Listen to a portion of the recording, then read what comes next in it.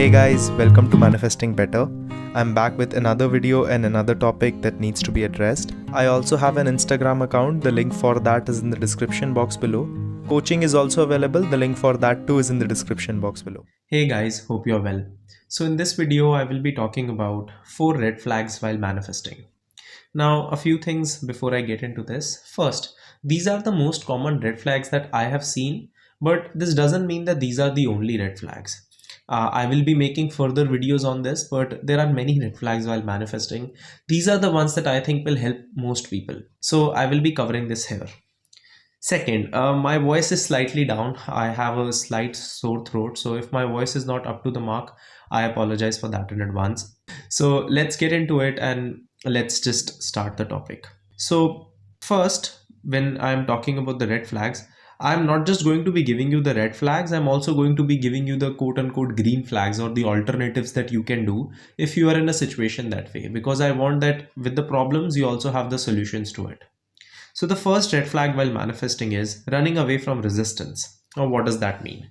Running away from resistance has started to be a very big trend nowadays. What that means is when we get into the concept of manifestation, there is this one term that I have a lot of issues with, that is called ignoring the 3D.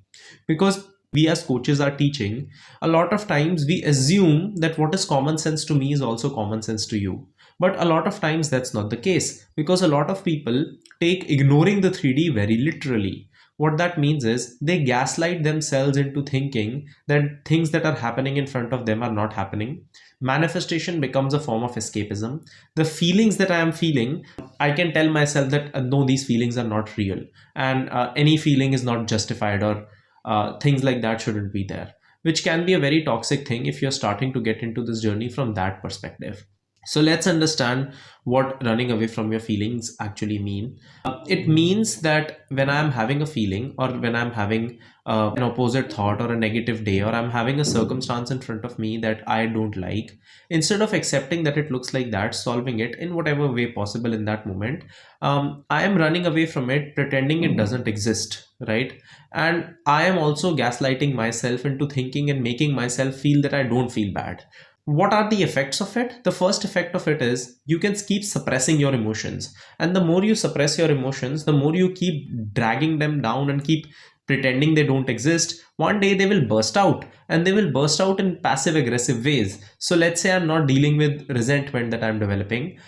It will be coming out, but not in the ways that I'm hoping, which are healthy ways. It will instead be coming out in very unhealthy manners, because I would be being very passive aggressive towards my partner or maybe my friends, and I would be bringing this resistance out towards them.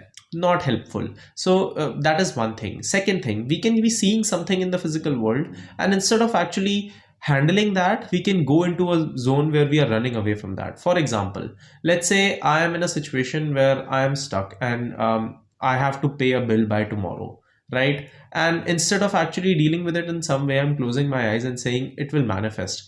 Great, it's good to have that belief that it will manifest, good. But if there is an immediate thing in front of you, do what you can in that moment. That doesn't mean that the solution won't present itself. It just means you cannot put yourself in a state where you are running away and not accepting that my life looks like this right now. And when you keep doing that, you are not putting yourself in a good state, because the more you are running away from it, the more you are actually occupying the state of lack, which isn't helpful. So running away from resistance is not actually helpful. Neither is running away from any of your feelings. What is the solution? Accept your feelings. So if I am having resentment, I can accept that I'm having resentment. I can learn to deal with that. That's a different thing, but I can accept having resentment. If, let's say, with the example that I gave before, there is a bill in front of me, I can accept there is a bill in front of me. I don't have to close my eyes and pretend that bill doesn't exist. Yes, I can tell myself that it will in some way, shape or form take care of itself, but I don't have to not pretend that it doesn't exist, right? I can accept that it exists. I don't have to run away from it. And I can also manifest it being taken care of. I hope that makes sense. The second part, justifying your insecurities to yourself. Now, this happens mostly in the specific person department when someone is obsessed and very attached to their person. And when I tell them that you are obsessed right now, acting in that way, and like you are showing signs of attachment towards this person, a lot of times because people have lied to themselves to that great degree, they don't want to actually listen to it. So when someone actually tells them the truth, they get very defensive in the face of it because they don't want to hear the truth about their situation. Because while they are manifesting this thing, it's not just that thing that they are manifesting. Their self-worth is dependent on it, their fears are dependent on it. They have spent so much time on it that they actually don't want to look at the real picture. And when someone tells them that, hey, you're slightly acting in an obsessed way and you need to work on it, they take that as a sign that I need to not want this person or this situation anymore, which is not true. Wanting someone and being obsessed with that thing are totally separate things. That doesn't mean one or the other cannot work out. It just means that at this moment you are acting in an obsessed way, which is not just unhealthy for you and your mental health, it's also hindering the progress that you are pretending to make.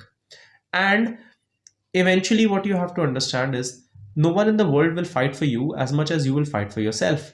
No one in the world will push you forward as much as you can push yourself forward. Hence, working on yourself for yourself and accepting where I'm going wrong is absolutely important. That's the green flag, and that's the alternative towards this. Instead of just trying to justify to yourself why being obsessed and attached is fine, try to understand that being obsessed and attached is not just bad for my manifestation, but my life is not just about my manifestations. I also have to be in a position where I can deal with my life on my own, and I also have to be in a position where I'm not super attached and super obsessed with the idea of it, which is helpful.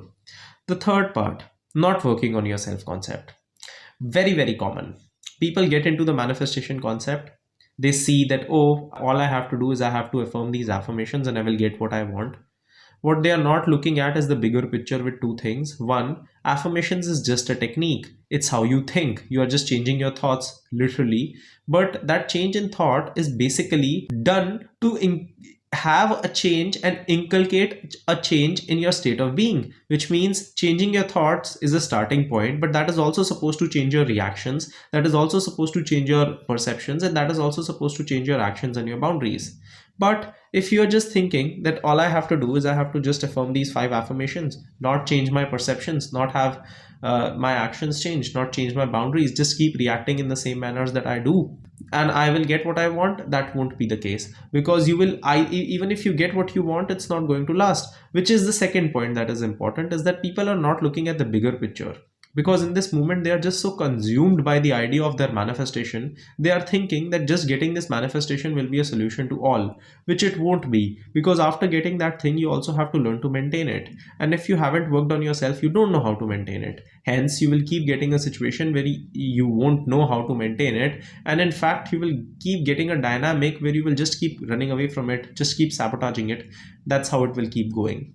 So rather, a better way to move forward with that would be to accept that at this moment I might need to work on myself, and working on myself is not going to actually take away a true desire. It will only take away a desire. And when I say take away, means if I'm someone who's just obsessed and attached and I work on myself, I won't be obsessed and attached, and that's good, right? If I truly have a desire towards something, then that won't go away. So working on yourself is a long-term solution to the problems that you're facing right now. And accepting that you need to work on yourself is also going to be crucial, because if you won't, then even when you will be working on yourself, it would just be to get this thing. You don't know how many times people ask me this one question: hey Karan, I have been working on myself, but what about my SP? That ruins the purpose of working on yourself, because if you are just working on yourself to get the SP, you're ruining the purpose of what self-concept and self-work was actually supposed to do. It was supposed to change you for yourself, not change you so that you can get this one thing in your life.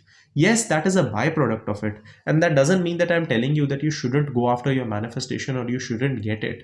It just means that you need to receive it in a way which can be sustainable and long term for you. I hope that makes sense. Next, the last red flag is not having a life outside of your manifestation. See, your manifestation is eventually only going to be a part of your life. A big part of your life, yes. An important part of your life, yes, but only a part of your life. It won't be ever your whole life. But because in this moment, when you can be in that place, you can make that manifestation a part of your whole life. You can actually get to a super obsessed place where you are just doing these things, these techniques, these methods to get this thing in your life and hoping that it solves a problem, where the manifestation is not there to solve all your problems, and this super unhealthy attachment towards it is anyway not going to be the solution. Instead, the better way to look for it and the better mindset to go for it should be that, hey, I want to get my manifestations as a part of my life. But if you don't have anything outside of the manifestation, of course you are going to be obsessed, of course you are going to be attached, because that is the sole way to get your validation from. But if you have things outside of the manifestation, of course it's going to help you, because then that won't be the sole way to get your life on track, or that won't be the sole way for you to feel good. So create a life outside of your manifestation, which in itself will always help, because if you won't, then it's just going to be a very unhealthy journey where you will just keep getting and running after this manifestation, hoping that it solves some sort of a problem when it cannot. I hope that these things help you, and I hope that you can actually implement these things in your life on a regular basis. And I will see you guys in the next video. Click the like button if you liked the video. Subscribe and turn the notifications on for more such content. Comment down your video suggestions and I will see you guys in the next one.